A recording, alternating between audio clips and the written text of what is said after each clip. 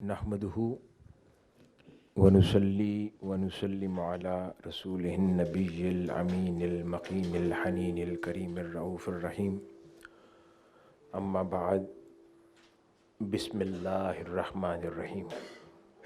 अल्लाह रब्बुल इज़्ज़त का बेपाया लुत्फ़ व करम और एहसान अज़ीम है कि जिसकी तौफ़ीक से मुस्तफ़वी स्टूडेंट्स मूवमेंट की मरकज़ी टीम और जो विंटर स्टडी कैंप की कोऑर्डिनेशन टीम है, ये पिछले गुज़श्ता 6 सालों से मुस्तकिल बुनियादों पर बग़ैर इनक़िता के गिलगित बल्तिस्तान के स्टूडेंट्स के लिए और अब ग्रेजुअली बलूचिस्तान के हमारे भाई वो भी शरीक हो रहे हैं, उनके लिए ये एहतमाम करते आ रही हैं विंटर स्टडी कैंप का।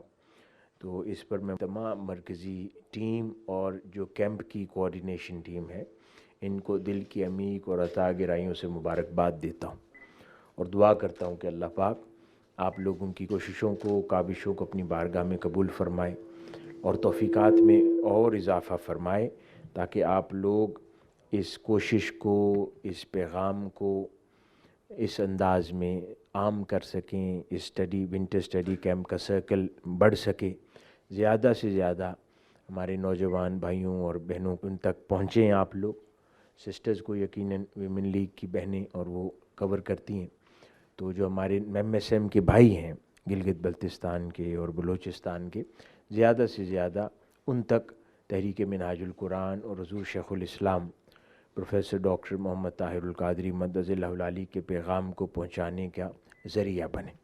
तो अल्लाह पाक आप सब की इन कोशिशों को अपनी बारगाह में कबूल फ़रमाए। अल्लाह रब्बुल इज़्ज़त ने मिनहाजुल कुरान को और मुस्तफ़ी स्टूडेंट्स मूवमेंट के प्लेटफॉर्म को ज़रिया बनाया कि पाकिस्तान के मुख्तलिफ़ तूल व अर्ज़ में बसने वाले नौजवान, उनकी पर्सनैलिटी डेवलपमेंट, पर्सनैलिटी ग्रूमिंग, शख्सियत साज़ी और उनकी इल्मी, फ़िक्री, अदबी, रूहानी परवरिश, तरक्की और डेवलपमेंट के अंदर अपना हिस्सा और हक़ अदा कर सके। तो अल्लाह पाक आप लोगों की तौफ़ीक़ात में और इजाफ़ा फ़रमाए और ताकि बेहतर अंदाज़ में और ज़्यादा आप लोग जो लर्न कर रहे हैं यहाँ और आगे करेंगे, वापस अपने इलाक़ों में, शहरों में जाकर आप इस फ़िक्र को, हुज़ूर शेखुल इस्लाम की फ़िक्र को, तहरीक मिनहाजुल कुरान के काम को और इस फ़िक्र को ज़्यादा से ज़्यादा आम कर सकें और इसमें अल्लाह पाक हम सब का मददगार हो। हाज़रीन मोहतरम, अमूमन हम अपनी गिरदो नवा में, मुआशरे में रहते हुए एक चीज़ देखते हैं, वो है रेजिस्टेंस। हम किसी को दावत देते हैं, किसी तक अपना पैगाम पहुंचाते हैं, चाहे वो दावत पॉलिटिकल हो, चाहे वो दावत करप्शन फ्री मुआशरे की हो, चाहे वो दावत मजहबी हो, चाहे वो दावत अखलाकी हो, चाहे वो दावत रूहानी हो, किसी की तरबियत के लिए कोई दावत हो, इस्लाही दावत हो, या कन्वेंशनल माहौल के अंदर प्रोग्रेसिव अप्रोच की दावत हो, कोई नई बात करनी हो, जो कि पिछले 40 साल से तहरीक मिनहाजुल कुरान इस माहौल में कर रही है। कभी हम शेखुल इस्लाम को पॉलिटिकल अवेयरनेस देते हुए धरनों में देखते हैं, कभी उनको खिताबात के ज़रिए देखते हैं, कभी उनको उनकी किताबों के ज़रिए उनकी दावत को महसूस करते हैं और पढ़ते हैं, तो हर जगह हमें नज़र आता है कि वो कुछ नया पैगाम दे रहे हैं। लेकिन जैसे ही हम उस नए पैगाम को समझते हैं, वहीं पर हमें एक रेजिस्टेंस भी नज़र आती है। वो रेजिस्टेंस मुआशरे में भी है, वो रेजिस्टेंस हमारे अपने घरों में भी होती है। मिसाल के तौर पे आप नौजवान हैं, आप लोग यहाँ विंटर स्टडी कैंप अटेंड करके अपने घरों को लौटेंगे, तो ऐन मुमकिन है कि जिन चीज़ों को आपने ख़ुद पर्सनली एक्सपीरियंस किया है एक माह में, उसने आपके दिल की काया तो पलट दी हो। लेकिन आप जब अपने घरों में जाएंगे, अपने वालिदैन से बात करेंगे, अपने आप बहन भाइयों से बात करेंगे, अपने ख़ानदान के बड़ों से बात करेंगे, अपने दीगर दोस्तों से बात करेंगे, तो ऐन मुमकिन है वहाँ से रेजिस्टेंस आए। کیونکہ جو کچھ آپ نے دیکھا ہے انہوں نے وہ نہیں دیکھا، تو وہاں ایک ریزسٹنس ہوگی کہ نہیں ایسے کیسے ممکن ہے۔ ہمارے ابھی زاہد انور صاحب کتنی خوبصورت نظم پڑھی اور اپنی ایک سوچ کا اظہار کیا انہوں نے۔ اب انہوں نے ایک طویل عرصہ شیخ الاسلام سے انٹریکٹ کیا، انہوں نے شیخ الاسلام کی شخصیت کو جانا، دیکھا، پرکھا، سمجھا، اس لیے آج ان کے دل کی آواز اور ان کی زبان کی صدا دونوں ایک ہو گئی، وہ جمع ہو کر اپنے جذبات کا اظہار کر رہے تھے۔ لیکن بہت سے ایسے لوگ ہوں گے جنہوں نے پرسنلی شیخ الاسلام سے انٹریکٹ نہیں کیا، ان کا منہاج القرآن کے متعلق ایک الگ سوچ ہوگی، الگ موقف ہوگا۔ کوئی سمجھے گا شاید وہ کوئی ایک مدرسہ ہے جس نے دیکھا نہیں، لیکن جب کوئی آ کے دیکھ لے گا وہ کہے گا یہ تو ایک پوری دنیا ہے۔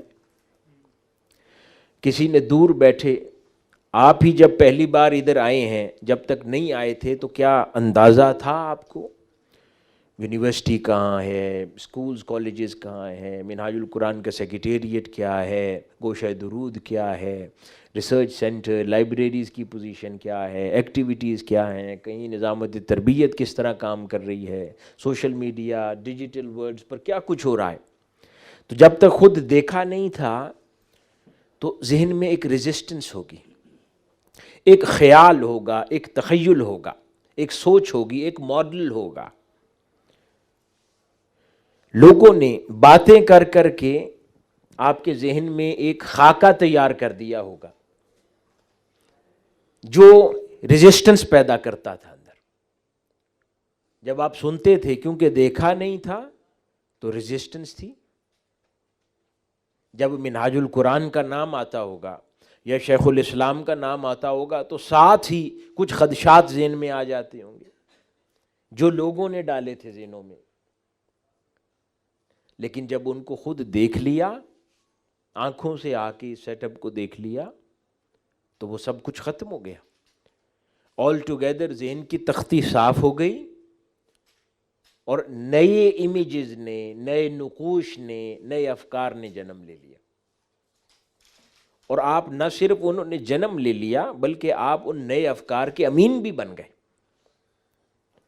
ان کو پروپیگیٹ کرنے والے بھی بن گئے۔ اسی طرح گھروں کے اندر رسمیں ہیں، روایات ہوتی ہیں۔ کوئی ایک نوجوان جا کر پیرنٹس سے کہے کہ بھئی میں اس رسم کو نہیں مانتا، کبھی شادیاں ہو رہی ہیں تو کہتے ہیں یہ شادی کی یہ رسم بے جا ہے، وہ کہتے ہیں نہیں ہماری 3 نسلیں کرتی آ رہی ہیں، تو تمہیں آج یہ رسم کیوں عجیب لگنے لگی؟ تو اس کو توڑنا مشکل ہے، ٹریڈیشنز کو۔ پھر کوئی کہتا ہے جی ہم تو شروع سے پیپلز پارٹی کو ووٹ دیتے آ رہے ہیں، نون لیگ کو ووٹ دیتے آ رہے ہیں، تم کہاں اب جاتے ہو؟ یہ تو ہمارے خاندان کی ٹریڈیشن ہے۔ اسی طرح مذہب ہے، عقائد ہیں، کسی ایک خاندان کا خاص مسلک سے تعلق ہے، لیکن وہ جب نئی دنیا دیکھتا ہے وہ اپنے افکار کو چینج کرنا چاہتا ہے، لیکن اس کے گھر والے، اس کے دوست احباب کہتے ہیں نہیں تم تو 4 نسلوں سے ایسے ہو، تمہارے تو باپ دادا ایسے تھے، تم آج کیسے ان کنونشنز کو چیلنج کرنے لگی؟ تو کانسیپٹ آپ کو سمجھ آیا جو میں عرض کر رہا ہوں کہ ہر میدان میں، تعلیم کی دنیا ہے، ایک بھیڑ چال ہے، اس میں چلتے رہیں تو کوئی ٹربل نہیں ہے، لیکن کچھ پرانا تبدیل کرنے نکلیں گے تو بے شمار مخالفتیں سامنے آ جائیں گی۔ وہ جو پرانا ہے جس کو تبدیل کرنے نکلتے ہیں، وہ جو پرانا ہے جسے آپ چیلنج کرتے ہیں، وہ کیا ہے؟ میں اس طرف بات کو لانا چاہ رہا ہوں۔ جو ریزسٹنس کریٹ کرواتا ہے، معاشرے کو آپ کے خلاف کر دیتا ہے، آپ کے گھر والوں کو آپ کے خلاف کر دیتا ہے، آپ کے دوستوں کو آپ کے خلاف کر دیتا ہے، آپ کے قبائلی رسم و رواج ایک طرف ہوتے ہیں، آپ دوسری طرف ہوتے ہیں، آپ کا دل کچھ چاہ رہا ہوتا ہے لیکن وہ قبائلی رسم و رواج آپ کا ہاتھ باندھتے ہیں۔ وہ پرانا کچھ ہے جو باندھتا ہے آپ کو، وہ کیا ہے؟ اس کو انگریزی زبان میں مینٹل ماڈلز کہتے ہیں۔ کیا کہتے ہیں؟ مینٹل ماڈلز، مینٹل دماغی اور ماڈلز خاکے. یہاں تک بات سمجھ آ گئی کہ مینٹل ماڈلز کیا ہوتے ہیں. اب ان کو کچھ اور الفاظ سے سمجھاتا ہوں. آپ سب لوگ ماشاءاللہ یونیورسٹیز سے، کالجز سے آپ کا تعلق ہے، اچھی ڈگریز کر رہے ہیں، آپ لوگ سمجھیں گے ان کانسیپٹس کو، اور آپ کو یہ اپنے کام میں، مستقبل میں اپنی زندگی گزارنے میں بہت آسانی دیں گی یہ چیزیں. مینٹل ماڈلز کی ایک بڑی آسان اگزامپلز میں چند دیتا ہوں اور کانسیپٹ کو سمجھنے کے لیے. مثال کے طور پر کہ دو لوگ ہیں، دو الگ بیک گراؤنڈز سے آئے، یا تین لوگ ہیں، ان کے سامنے لفظ آگ پکارا جاتا ہے، بولا جاتا ہے، آگ، آگ جل گئی یا آگ لگ گئی، یہ لفظ آگ بولا جاتا ہے. اب تین الگ لوگ تین الگ حالات سے آئے. ایک جو جنگ و جدال کے ماحول سے آیا ہے،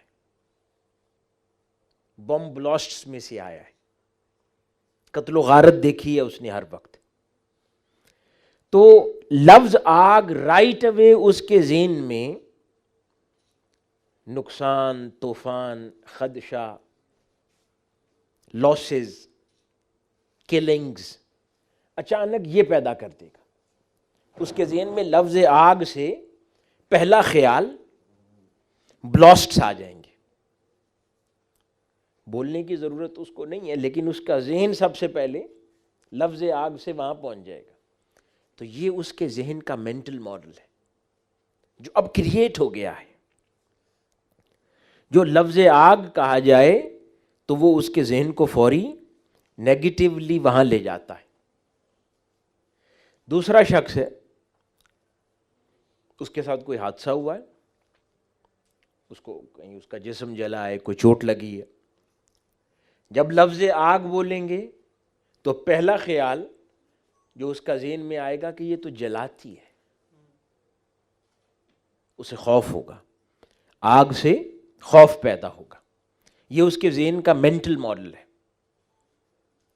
جو حالات نے اور زمانے نے کریٹ کر دیا ہے، واقعات نے کریٹ کر دیا ہے. اب یہ اس کی حقیقت ہے، یہ اس کی حقیقت. تیسرا آدمی ہے، وہ کمفرٹیبل ٹائمز میں رہا ہے. اس کے سامنے جب آپ لفظ آگ بولیں گے اس کے ذہن میں آئے گا آگ پکاتی ہے، آگ کی وجہ سے ہمیں کھانا ملتا ہے. وہ اس کے بارے میں پازیٹیو سوچے گا. ونٹر میں ہمیں تپش دیتی ہے، یعنی وہ اس کے رائٹ وے ذہن آگ کے اچھے پہلوؤں کی طرف اور اس کے بینیفٹس کی طرف چلا جائے گا. یہ اس کے مینٹل ماڈلز ہیں. اسی طرح میں نے ایک مثال دی، آپ اپلائی کر لیں. کوئی بھی لفظ بولیں، ہر کسی کے ذہن میں ایک خیال پیدا ہوگا. کسی بھی شے کے متعلق پہلا خیال اگر نیگیٹو آئے تو یہ سیلف ایگزامینیشن ہے. اگر کوئی لفظ بولیں اور لفظ پہلا خیال نیگیٹو آئے کسی بھی شے کے بارے میں، تو جانیں کہ میرے ساتھ کچھ ہوا ہے، یہ نارمل نہیں ہے سوچ. مجھے ورک کرنے کی ضرورت ہے، مجھے اس ماحول سے نکلنے کی ضرورت ہے، مجھے اپنی سوچ اور تھنکنگ کو پازیٹیو کرنے کی ضرورت ہے. اسی طرح رسم ہے، رسومات. لفظ رسم سے کسی کو اپنائیت محسوس ہو تو سمجھیں کہ ابھی جکڑا ہوا ہے کنونشنز میں، اور اگر لفظ رسم سے اس کا ذہن سب الجھن میں مبتلا ہو تو سمجھیں وہ پروگریسو ہے، آگے بڑھنا چاہتا ہے. تعلیم ہے، لفظ تعلیم یوز کرتے ہیں. حکومت ہے، کوئی شخص لفظ حکومت یوز کرتا ہے تو پہلا خیال کیا آتا ہے؟ کسی نیک دل اچھے بادشاہ کا تصور ذہن میں آئے گا، یا برباد ہو گئے، کھانا پینا مہنگا ہو گیا، جینا حرام ہو گیا، یہ ذہن میں آتا ہے لفظ حکومت سے. پہلے بھی یہی کچھ آتا تھا. پاکستان میں انفارچونیٹلی کوئی بھی ایسا دور نہیں گزرا کہ لفظ حکومت سے خوشحالی ذہن میں کبھی بھی آتی ہے. ایسا دور کبھی آیا ہی نہیں پاکستان پر، کتابوں میں پڑھا ہے. تو یہ ہیں مینٹل ماڈلز. اب بہت سادہ الفاظ میں سمجھانے کی بات وہ یہ ہے کہ ایک نوجوان، آپ ایم ایس ایم کے ساتھ کام کر رہے ہیں، اپنی یونیورسٹیز میں ہیں، کالجز میں ہیں، جذباتی ہوتا ہے انسان، نوجوانی ہوتی ہے تو بہت سٹرگل کرتا ہے، اس میں جذبات بھی ہیں، وہ خطاب بھی کر رہا ہے، وہ جوشیلا بھی ہے، وہ نعرے بھی لگاتا ہے، وہ لڑ بھی پڑتا ہے لوگوں کے ساتھ. تو کلیئرٹی سے پتہ ہونا چاہیے کہ ایکچولی ہم ٹارگٹ کیا کر رہے ہیں. کسی بھی ایفرٹ اور ایکٹیویٹی کے ذریعے ہم کیا ٹارگٹ کرنے نکلے، ہم میں اور اوروں میں فرق کیا ہے. تحریک منہاج القرآن کیا کر رہی ہے، تحریک منہاج القرآن اس دور میں ہمیں کیا سکھا رہی ہے. ہم اولڈ مینٹل ماڈلز چیلنج کر رہے ہیں. This is what we all do. ہم پرانے تصورات چیلنج کرتے ہیں، رسوم و رواج جو بے جا ہیں، جن کا کوئی فائدہ نہیں ہے، ان کو چیلنج کرتے. دینی عقائد، روحانی امور، دینی امور، مذہبی معاملات، ان ساری چیزوں میں اگر تو معاشرے کے وہ نقصان میں کوئی چیز ہے اور رسومات کے گرد گھومتی ہے تو چیلنج کرتے ہیں، کوئی بینیفیشل چیز ہے تو پروپیگیٹ کرتے ہیں. سیاسی کرپشن ہے، سیاسی جہالت ہے، سیاسی غنڈہ گردی ہے، دھن دھونس دھاندلی ہے، یہ وہ سارے مینٹل ماڈلز ہیں جن کو چیلنج کرتے ہیں. آپ کو یاد ہوگا جب حضور شیخ الاسلام کوئی چیز فرماتے تھے میڈیا میں، یہ سارا سیاسی دھندا یہ اکٹھے جمع ہو کے کہتا تھا کہ یہ تو ڈیموکریسی کو خراب کر رہے ہیں. یہ ان کا مینٹل ماڈل تھا کہ شیخ الاسلام جو بھی نئی بات کرتے تھے، ان کے پرانے جو تخیلات اور تصورات بنے ہوئے ہیں مینٹل ماڈلز، وہ چیلنجڈ فیل کرتے تھے اور کرتے ہیں. اسی وجہ سے جنہوں نے تحریک کو سمجھا نہیں، فکر کو سمجھا نہیں، شیخ الاسلام کی شخصیت کو سمجھا نہیں، منہاج القرآن کے کام کو سمجھا نہیں، وہ لوگ پھر پہلی بار جب بھی آپ دعوت دیں گے ایک ریزسٹنس آئے گی، وہ چیلنج کرے گا. اس کا قصور نہیں ہے، کسی سے جھگڑنے کی ضرورت نہیں ہے، کسی سے ناراض ہونے کی ضرورت نہیں ہے. صرف یہ سمجھ لیں کہ اچھا یہ وہی کیس ہے، اس کا مینٹل ماڈل تبدیل کرنا ہے. کیا سوچنے کی ضرورت ہے؟ اس کا مینٹل ماڈل تبدیل کرنا ہے. مسئلہ اس میں نہیں ہے، مسئلہ اس کے مینٹل ماڈل میں ہے. اس کے ساتھ کوئی حادثہ ہوا ہے، اس کی وجہ سے یہ ہمارا نام سن کر نیگیٹو تھاٹس آتی ہیں اس کو. تو اس کا اس جھجک کو دور کرنا ہے، اس کے اس خوف کو دور کرنا ہے، اس کو قریب لانا ہے. اس کو قرآن مجید کے اسی اسلوب کے مطابق جو کسی نے زلیخا کو کہا تھا جو تم نے دیکھا ہے وہ اس کو بھی دکھا دو، تو اس کا مینٹل ماڈل تبدیل ہو جائے گا. وہ بھی بیسکلی جو زنان مصر تھیں ان کا مینٹل ماڈل تبدیل کروانا چاہتے تھے کہ ایسے نہیں سمجھیں گی تمہاری بات، تو وہ حسن یوسف انہیں بھی دکھا دو، ان کا جو مینٹل ماڈل ہے وہ تبدیل ہو جائے گا. تو یہی کام ہم سب کرنے نکلے ہیں. یہی کام آپ لوگوں کو یہاں سے واپس لوٹ کر بلوچستان میں، گلگت بلتستان میں، اپنے علاقوں میں، شہروں میں، گلی محلوں میں کرنا ہے. لوگوں کا مینٹل ماڈل چینج کرنا ہے، ان کے پریویس اولڈ مینٹل ماڈلز کو چیلنج کرنا ہے. جو خود دیکھا ہے ان کو دکھانا ہے، ان تک شیخ الاسلام کی فکر پہنچانی ہے، دعوت پہنچانی ہے. جس کے ذہن میں نیگیٹو تھاٹس اور خیالات وجود میں آ جاتے ہیں، ان کے ڈپریشن کو دور کرنا ہے، ان کے خوف کو دور کرنا ہے، اور ان کو وہ خزانہ دکھانا ہے جو خود دیکھا ہے، وہ پیغام ان تک پہنچانا ہے جو خود سنا ہے. اگر آپ کے مینٹل ماڈلز چینج ہو سکتے ہیں تو ان کے بھی ہو سکتے ہیں. ضرورت اس امر کی ہے کہ انسان لوگوں کے مینٹل ماڈلز چینج کرنے والا بنے، اتنا کمزور نہ ہو کہ لوگوں کی صحبت سے اس کے مینٹل ماڈلز چینج ہوتے رہیں. اپنے مینٹل ماڈلز کو پختہ کریں اور وہ پختہ کیسے ہوں گے؟ زیادہ سے زیادہ مطالعہ سے پختہ ہوں گے، شیخ الاسلام کے زیادہ سے زیادہ خطابات سے پختہ ہوں گے، آپ کی تنظیمی صحبت سے پختہ ہوں گے، اپنے بھائیوں کو دیکھیں، سنیں، کام کریں، اکٹھے چلیں، ایک دوسرے سے سیکھیں، سمجھیں، اس سے آپ کے مینٹل ماڈلز پختہ ہوں گے، اور پھر وہ آپ باہر جا کر لوگوں کو بہتر انداز میں انفلوئنس کر سکتے ہیں۔ تو اگر کوئی پوچھے ایک جملے میں کہ آپ لوگ کیا کرتے ہیں، انہیں کہ ہم فرسودہ ذہنی تخیلات اور ماڈلز کو تبدیل کرتے ہیں نئی سوچ کے ساتھ۔ اسلام پوری دنیا میں یہ جو دہشت گردی اور انتہا پسندی کے نتیجے میں پوری دنیا کے اندر کیا ہو گیا تھا، جہاں پہ لفظ اسلام آ رہا ہے وہ کہہ رہے ہیں او ہو مسلمان تو دہشت گرد ہوتے ہیں، مسلمان انتہا پسند ہوتے ہیں۔ تو حادثات نے، دہشت گردی نے، ایسے واقعات نے پوری دنیا کا مینٹل ماڈل بنا دیا تھا کہ جب لفظ مسلمان آئے تو فوری ان کے ذہن میں انتہا پسندی آ جائے، لفظ مسلمان آئے تو ان کے ذہن میں دہشت گردی آ جائے۔ یہ پوری دنیا کا مینٹل ماڈل بن گیا تھا۔ مینٹل ماڈل شور سے نہیں ٹھیک ہوتا، مینٹل ماڈل فقط نعروں سے بھی ٹھیک نہیں ہوتا۔ مینٹل ماڈل، اب جیسے یہ اتنا عجیب بھیانک مینٹل ماڈل ہے کہ پوری دنیا میں کہیں پہ بھی مسلمان کا نام آئے تو ساری دنیا یکجا ہو کے کہتی تھی اچھا وہ دہشت گرد، وہ انتہا پسند، اور کوئی اس مینٹل ماڈل کو چیلنج کرنے کی جسارت نہیں کر رہا تھا، سب خوف زدہ تھے۔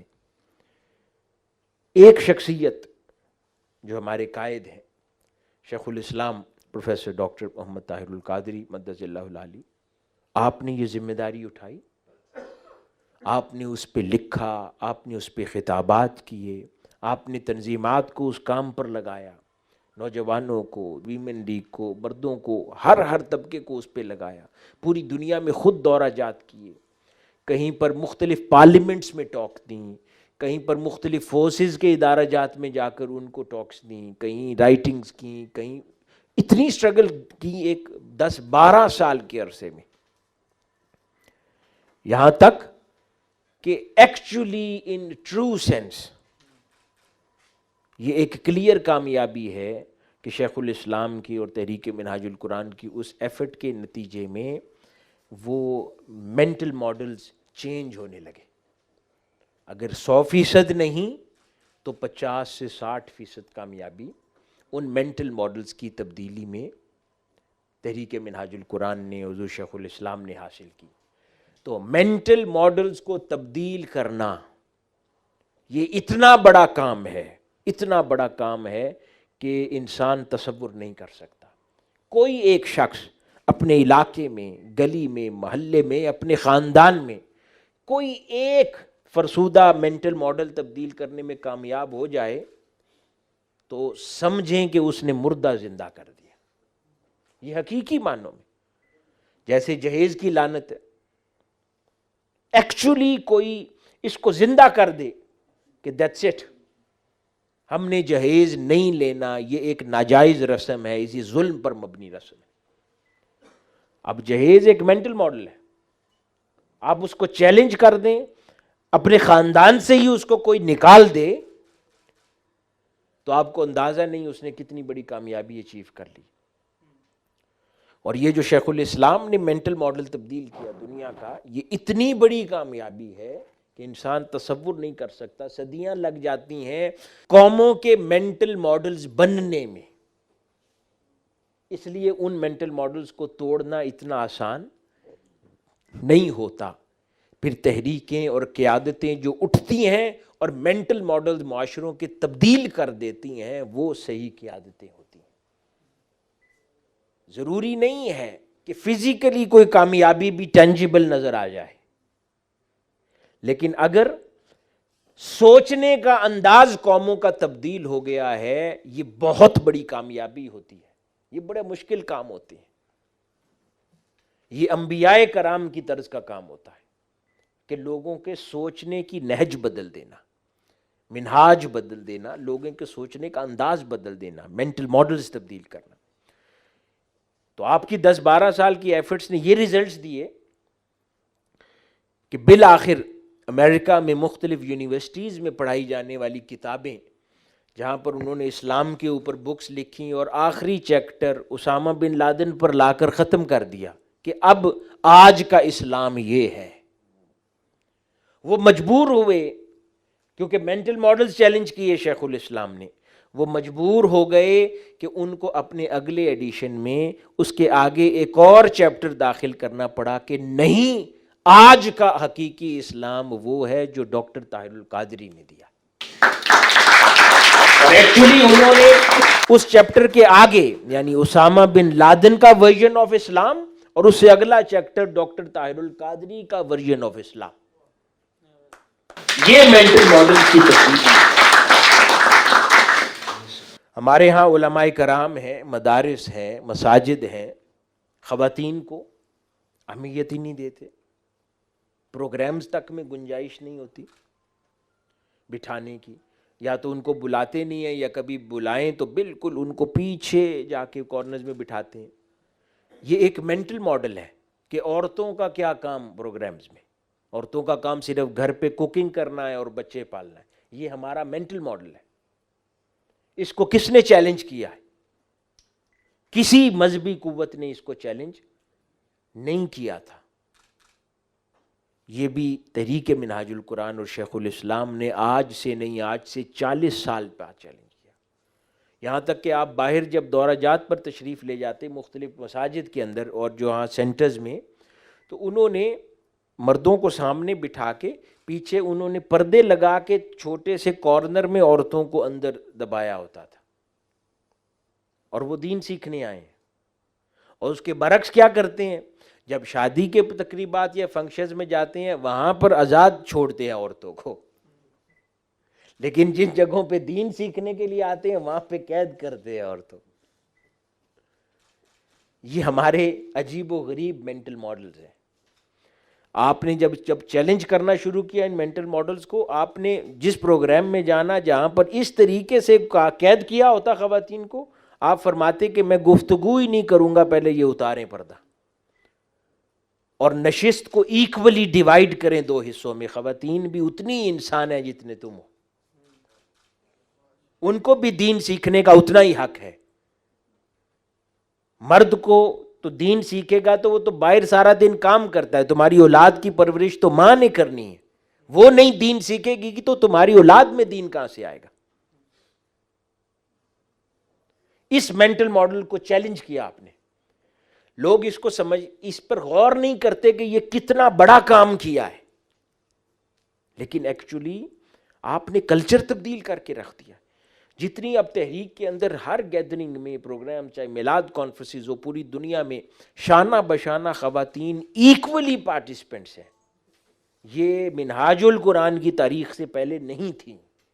یہ وہ مینٹل ماڈل ہے یہ جس کو آپ نے تبدیل کیا، چیلنج کیا، سٹینڈ لیا اس کے اوپر، یہاں تک کہ زمانے نے اپنی ڈھنگ بدلا، آپ اپنی فکر کے ساتھ کھڑے رہے.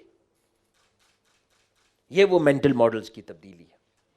یہ سب آپ کو کرنا ہے.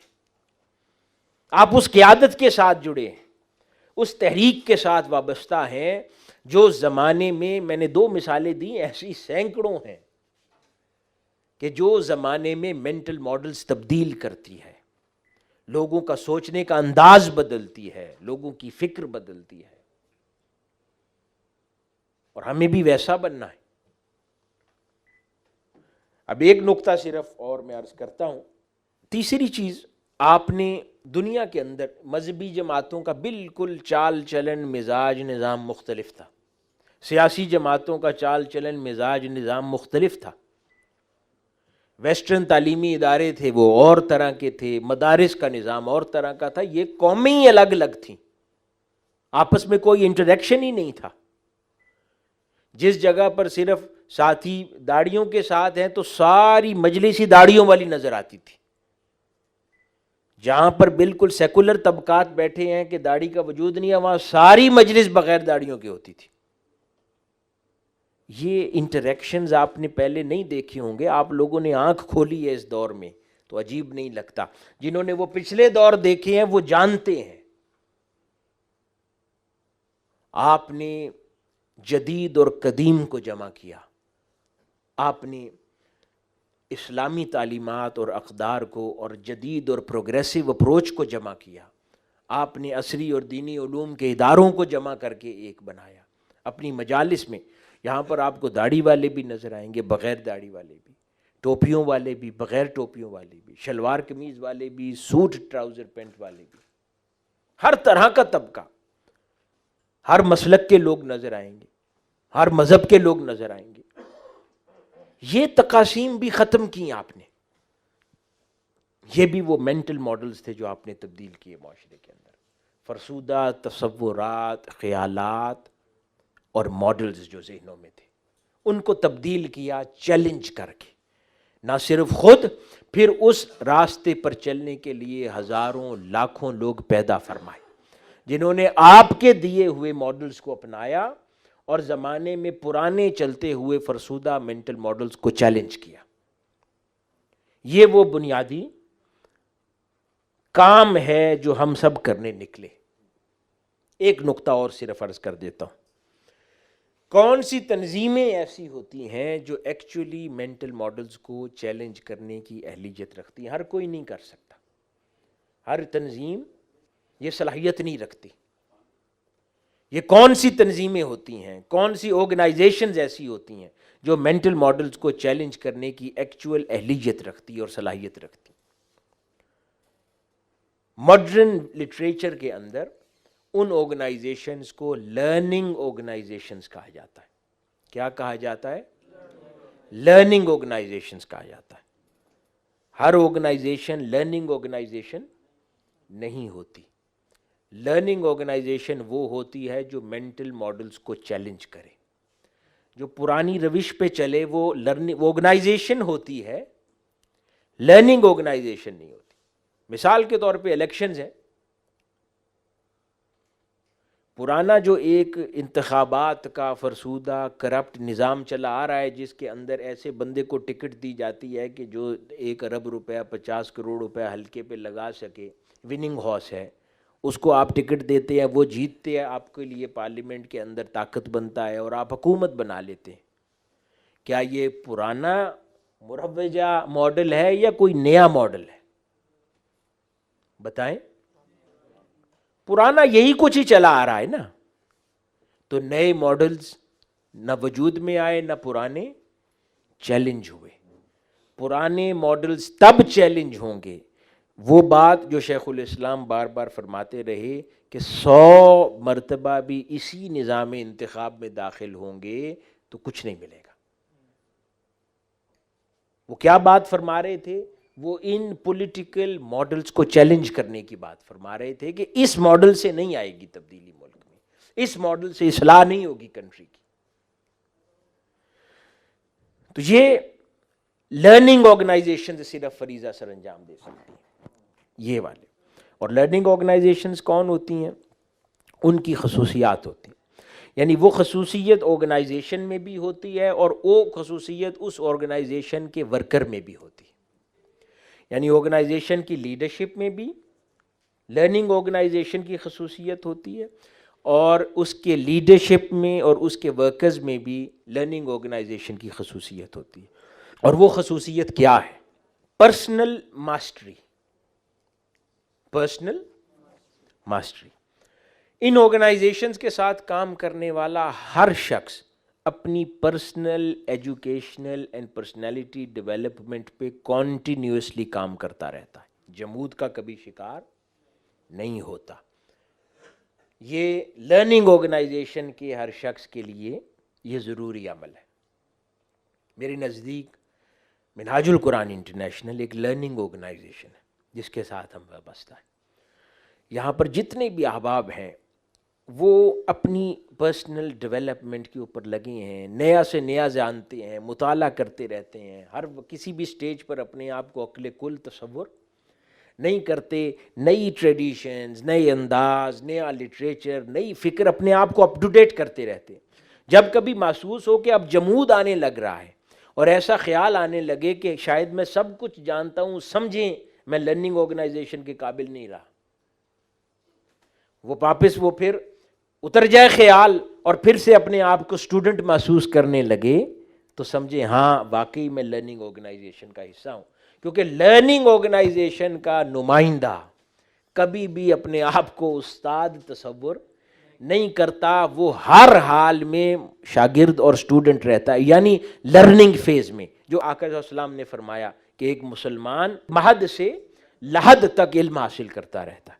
تو یعنی اپنے آپ کو زیادہ سے زیادہ ہر نئی بات کو سیکھنے کی طرف متوجہ رہتا ہے، نئے ٹرینڈز کو ایکسپلور کرتا ہے، جانتا ہے، سیکھتا ہے، نئے لوگوں سے لرن کرتا ہے، جانتا ہے. کبھی بھی اپنے آپ کو جمود کا شکار نہیں کرتا کہ یہ مجھے کیا سکھائے گا. وہ بچے سے بھی سیکھتا ہے، وہ نوجوان سے بھی سیکھتا ہے، وہ بوڑھے سے بھی سیکھتا ہے.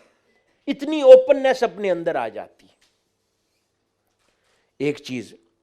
اور دوسرا، سکلز میں مہارت حاصل کرتا ہے. جب اس کو احساس ہو کہ یہ کام مجھے نہیں آتا، اس کے لیے سیکھنے کی طرف متوجہ ہوتا ہے، اس کو کور اپ نہیں کرتا، سٹوری نہیں بناتا اس کے اراؤنڈ، اس کو لوگوں سے چھپاتا نہیں ہے، بلکہ اس کو کانفیڈنس کے ساتھ عیاں کرتا ہے اور پھر لرن کرتا ہے، چاہے بڑھاپا ہی کیوں نہ ہو، کہ میرے پاس یہ سکل نہیں تھی، اب میں نے سیکھ لی ہے. اللہ کے نبی کے سنت پہ عمل کرتا ہے نا. سیدنا موسیٰ علیہ السلام نے جو اللہ رب العزت کی بارگاہ میں دعا کی تھی کہ مولا میری زبان میں وہ فصاحت نہیں ہے اور تو نے مجھے تبلیغ دین کا فریضہ سر انجام دیا ہے، تو پھر اس کمی کا اعتراف کرتے ہوئے آپ نے فرمایا کہ میرے بھائی ہارون کو میرے ساتھ خلیفہ اور نبی بنا دے. تو وہ نبی کی سنت پر، اللہ کے نبی کی سنت پر عمل کرتا ہے، اپنی کمزوری کا اعتراف کرتا ہے اور پھر سکل سیٹ اڈاپٹ کرتا ہے، وہ سیکھتا ہے، محنت کرتا ہے. اگر یہ مزاج ساری زندگی ہو جائے، آپ اپنی پروفیشنل لائف میں بھی کبھی فیل نہیں ہو سکتے، کیونکہ آپ 20 سال پرانا سیکھا ہوا علم، اس پر صرف اکتفا نہیں کرتے. کوئی نئی چیز آ گئی ہے، کوئی نیا ماڈل آ گیا ہے، کوئی نیا سسٹم آ گیا ہے، کوئی ڈگری آ گئی، ایجوکیشن آ گئی جو آپ کو انہینس کرتی ہے، نئے ڈپلوماز ہیں، سرٹیفیکیشنز ہیں، آپ کرتے رہتے ہیں، اپنے آپ کو اپ ٹو ڈیٹ رکھتے ہیں. یہ لرننگ آرگنائزیشن کے ورکر کی مثال اور شان ہوتی ہے، اپ ٹو ڈیٹ رکھتا ہے. اور لیڈرز بھی جمود جہاں محسوس ہو پروگریسونیس کے اندر کہ نیا سیکھنا ہے، اور بطور آرگنائزیشن بھی فل فلیج موو کرتی ہے نئے ٹرینڈز کی طرف، نئی اپروچز کی طرف. جو چیزیں نئی نئی دیکھتی چلی جاتی ہے، ہاں اس سے بھی نتائج برآمد ہوتے ہیں، اس سے بھی نتائج برآمد ہوتے ہیں، وہ اس طرف موو کرتی ہے. وہ آرگنائزیشنز الٹا لرننگ آرگنائزیشنز نہیں ہیں کہ جو دیکھ رہی ہیں کہ اس راہ سے نتیجہ نہیں نکل رہا، پھر بھی ادھر بیٹھے 20 سال ضائع کریں گے، اپنی ڈائریکشن چینج نہیں کریں گے، اپنا راستہ نہیں بدلیں گے. لرننگ آرگنائزیشن اس میں شرم محسوس نہیں کرتی. لرننگ آرگنائزیشن حالات و واقعات کے مطابق اپنی اصلاح بھی کرتی ہے جہاں اس کو موو کرنا ہے، اور اس میں کوئی آر محسوس نہیں کرتی، اور جس طرف جس ڈائریکشن میں اس کو نئی اپروچز کے ساتھ موو کرنا ہے وہ موو کرتی ہے، اور اس میں کام کرنے والا ہر ورکر بھی یہ کام کرتا ہے. تیسری اہم خصوصیت لرننگ آرگنائزیشن کی یہ ہوتی ہے کہ قیادت سے گیٹ پر کھڑے اس آرگنائزیشن کے ایک ورکر تک ہر کوئی ایک ویژن پر ہوتا ہے. وہ آرگنائزیشنز لرننگ نہیں ہوتی کامیابی کے ساتھ جہاں پر مختلف طبقات کے اندر مختلف ویژنز پائے جاتے ہوں. کئی بار اس کو عموماً ہم ڈیموکریسی تصور کرتے ہیں، لیکن یہ میں بتا رہا ہوں کہ پوری دنیا، عالم مغرب نے اس وقت کنکلوڈ کیا ہے کہ دنیا میں سب سے ٹاپ پر آرگنائزیشنز لرننگ آرگنائزیشنز ہیں. اور لرننگ آرگنائزیشن کی تیسری اہم بات یہ ہے کہ اوپر سے لے کر نیچے تک ایک ویژن پر، ایک پیج پر لیڈرشپ سے ورکر تک ہر کوئی ہوتا ہے. پھر وہ موٹیویشن سے ایک سمت پر فوکس کر کے سفر طے کر سکتے ہیں. یہ ایسے ہی ہے کہ کسی بھاری برکم پتھر کو آپ نے پش کر کے پھینکنا ہو، راہ سے ہٹانا ہو، اگر 10 وہاں پر لوگ کھڑے ہیں اور 10 الگ حربے ایک ہی وقت پر لگائیں گے تو پتھر کبھی بھی نہیں ہٹے گا.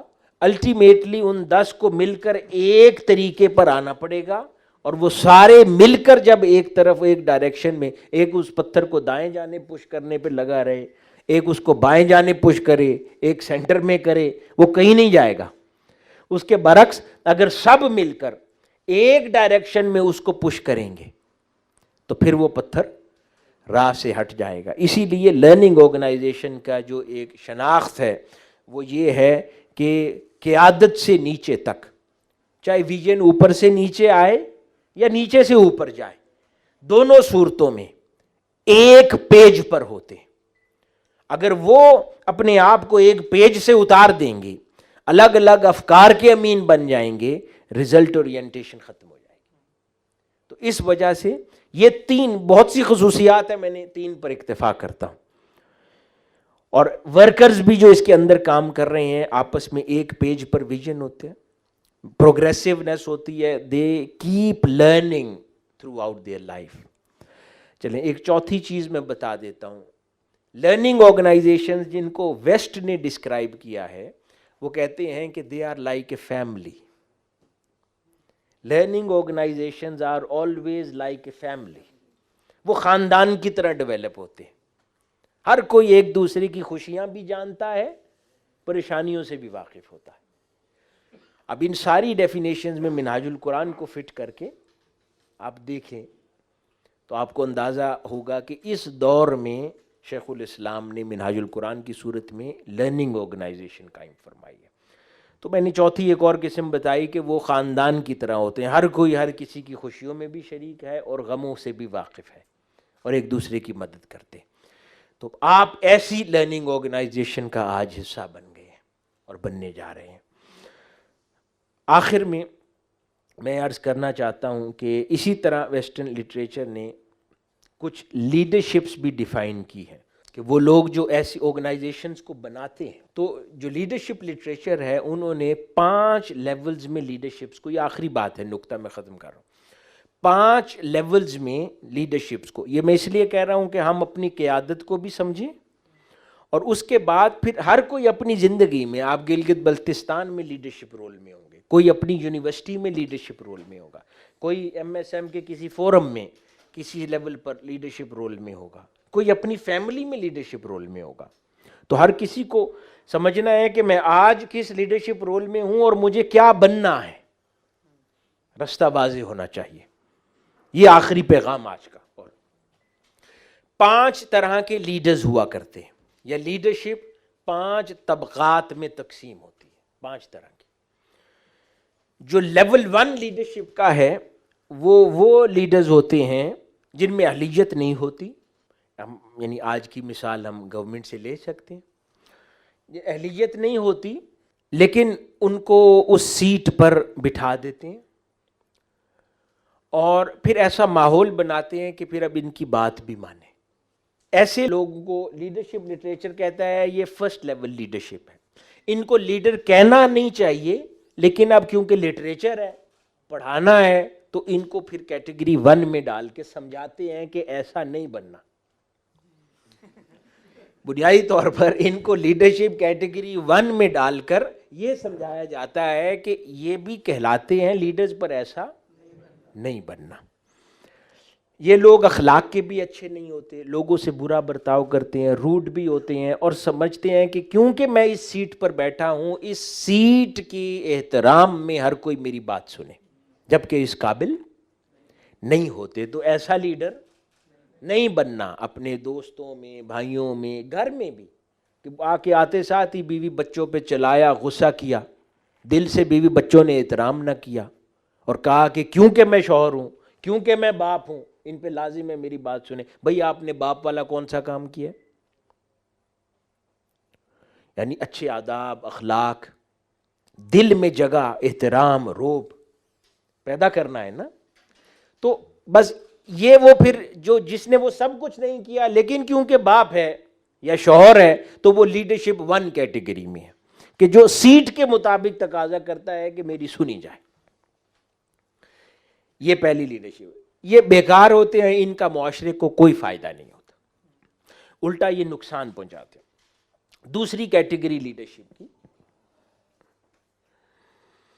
یہ وہ ہوتے ہیں کہ یہ قابل ہوتے ہیں, نسبتاً کام کو جانتے ہیں, جس بھی سیٹ پر ان کو بٹھایا جائے انہیں کام کچھ نہ کچھ آتا ہے, بالکل بیکار نہیں ہوتے. یہ سیکنڈ کیٹیگری ہے.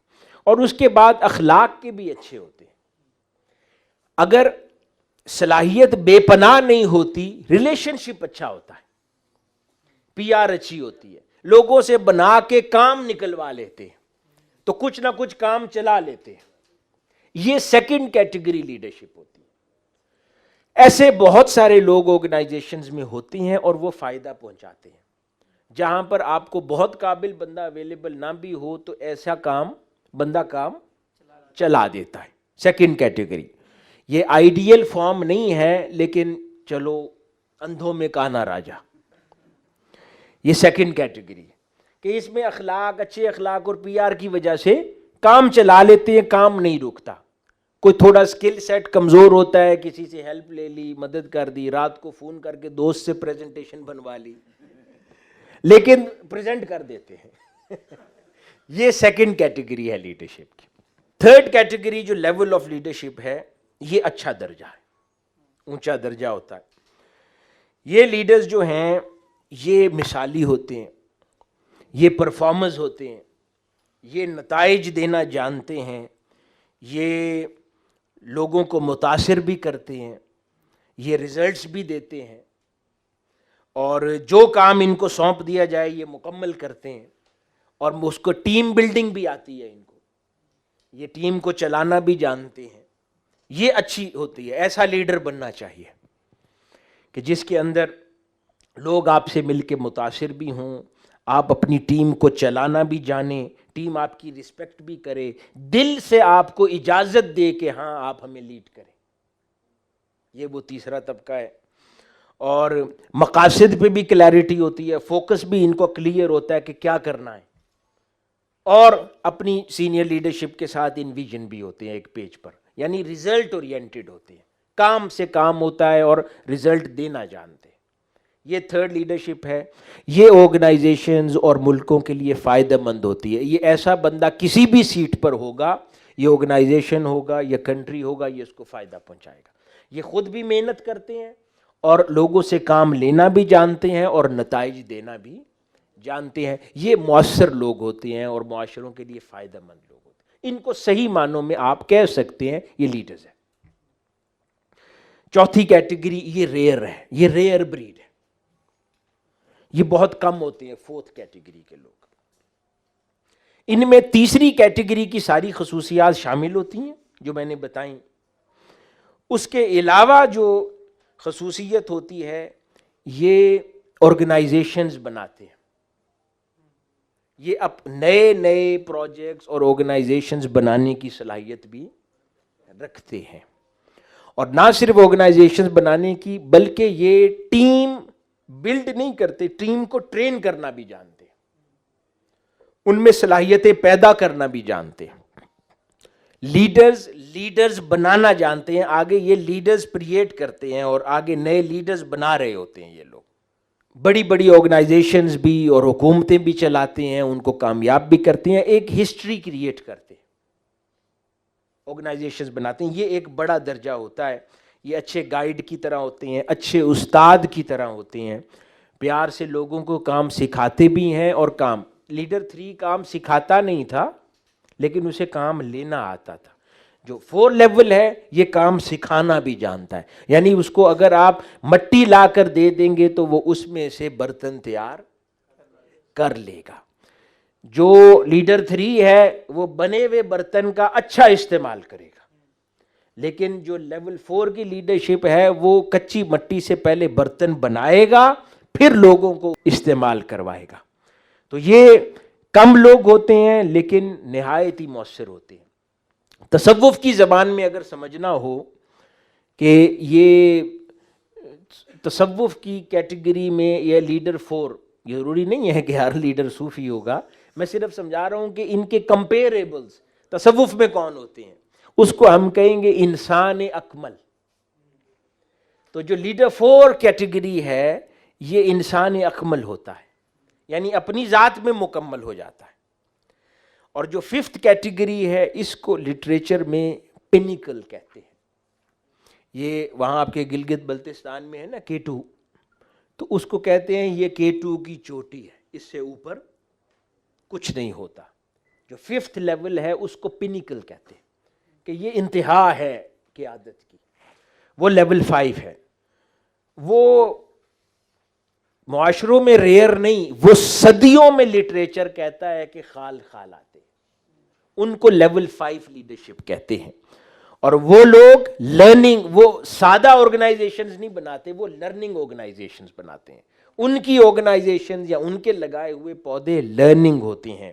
یہ معاشروں کی تاریخیں لکھتے ہیں اور لٹریچر کہتا ہے یہ وہ لوگ ہوتے ہیں جو صدیوں پرانے مینٹل ماڈلز کو چیلنج کرتے ہیں اور اگلی نئی صدیاں ان کے دیے ہوئے مینٹل ماڈلز چلتے ہیں. یہ معاشروں کی ڈائریکشنز بدلتے ہیں. یہ لیول 5 لیڈرشپ ہے.